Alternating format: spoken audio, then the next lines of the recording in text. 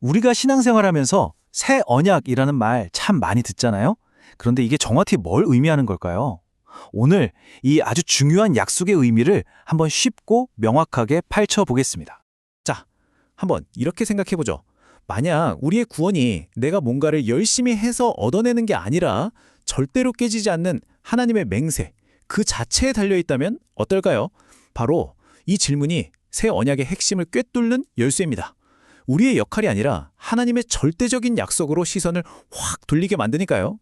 네, 그럼 오늘 우리가 함께 살펴볼 내용입니다. 먼저 하나님의 맹세로서의 새 언약이 뭔지 알아보고 이 약속이 예수님의 사역을 통해 어떻게 이루어졌는지 살펴볼 겁니다. 그리고 성령께서 이걸 어떻게 오늘 우리의 현실로 만드시는지, 마지막으로 이 새 언약 안에서 사는 삶은 과연 어떤 모습일지 하나씩 따라와 보시죠. 자, 첫 번째 파트입니다. 모든 것의 출발점이죠. 하나님께서 스스로 맹세까지 하신 약속, 이 새 언약의 진짜 알맹이가 무엇인지부터 확실하게 짚고 넘어가겠습니다.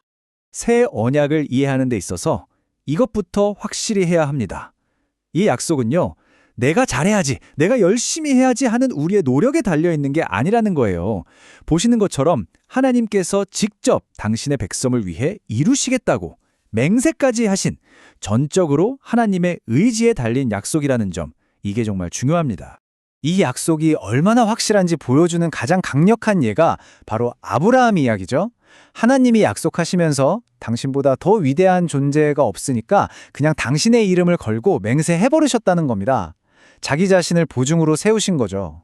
이건 뭐냐면 이 약속은 절대로 바뀔 수도 없고 취소될 수도 없다는 가장 확실한 도장인 셈입니다.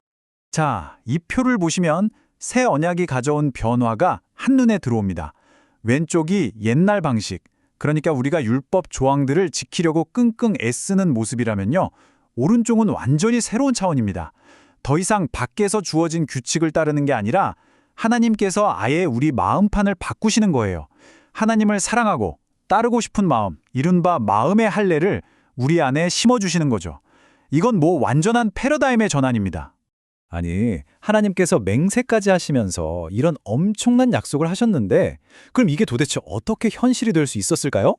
그 해답의 중심에 딱 한 분이 계십니다. 바로 중보자 예수 그리스도시죠. 그분의 사역을 통해 이 위대한 약속이 어떻게 성취되었는지 지금부터 한번 살펴보겠습니다. 생각해보세요.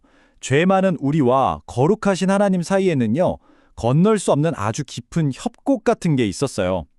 이 엄청난 새 언약을 현실로 만들려면 이 협곡을 이어줄 완벽한 다리가 필요했겠죠? 바로 그 역할을 하시는 분이 중보자입니다.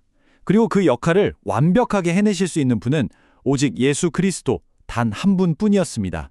예수님의 사역은 그냥 단편적인 사건들의 나열이 아니었어요. 새 언약을 완성하기 위한 정말 치밀하고 완벽한 과정이었죠. 세상 모든 죄를 짊어지신 세례로 시작해서 십자가 위에서 모든 죄와 저주를 끝내버리신 죽음, 그리고 죽음의 권세를 깨뜨리신 부활, 마지막으로 하늘 보좌에서 우리의 구원을 영원히 보증하고 계시는 승천까지 이 모든 스텝들이 하나로 완벽하게 이어져서 새 언약의 단단한 기초를 놓은 겁니다. 자, 예수님께서 이 모든 일을 2000년 전에 다 이루셨습니다. 근데 그게 그냥 과거의 역사적인 사건으로만 끝나면 우리랑 무슨 상관이 있겠어요, 그렇죠? 이 위대한 성취가 바로 오늘, 지금을 살아가는 나의 이야기가 되려면 어떻게 해야 할까요? 네, 바로 이 질문에 대한 대답이 성령입니다. 과거에 완성된 예수님의 모든 사역을 현재, 바로 우리 삶 속으로 끌고 와서 생생한 현실로 만들어주시는 분, 바로 성령의 살아있는 역사를 통해서 이 오래된 약속이 드디어 오늘 나의 것이 되는 겁니다. 여러분, 성령님은 무슨 신비한 에너지가 아니에요. 아주 구체적으로 우리 삶에 들어오시는 분이죠. 우리를 하나님의 생명으로 다시 태어나게 하시고 우리 몸을 하나님이 사시는 집, 즉 성전으로 삼으세요. 그리고 우리 눈을 열어서 예수님의 영광이 얼마나 대단한지 보게 하시고 그분을 사랑하는 새 마음을 주십니다. 결국엔 우리 안에서 직접 말씀하시는 그분의 음성을 듣게 하시는 거죠. 와, 이건 정말 잠시 멈춰서 생각해봐야 할 어마어마한 진리입니다. 예전에는 특별히 정해진 성전이라는 건물에 가야만 하나님을 만날 수 있었잖아요. 그런데 이제 새 언약 안에서는 우리 한 사람 한 사람이 하나님이 거하시는 성전이 되었다는 겁니다. 창조주 하나님이 피조물인 우리 안에 들어와 함께 살기로 하셨다는 것, 이것이야말로 새 언약이 주는 최고의 축복 아닐까요? 그리고 이 변화는요, 딱 한 번 일어나고 끝나는 게 아니에요. 이 말씀처럼 우리가 계속해서 주님의 영광을 바라보면 성령께서 우리를 점진적으로 하지만 확실하게 주님의 형상으로 바꾸어 가신다는 겁니다. 영광에서 영광으로.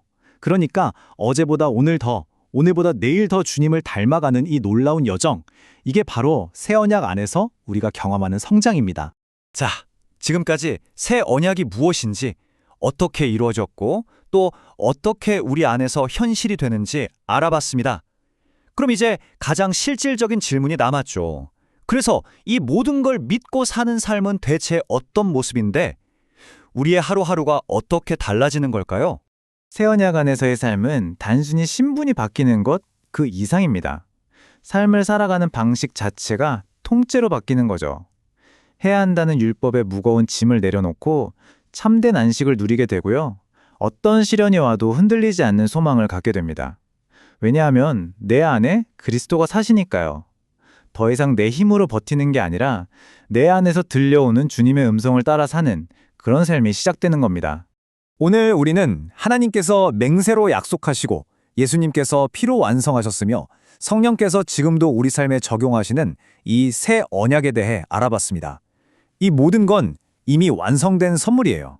이제 마지막 질문은 우리 각자에게 던져져 있습니다.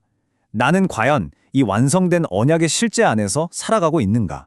오늘 이 시간이 그 질문에 대한 답을 찾아가는 귀한 출발점이 되기를 바랍니다.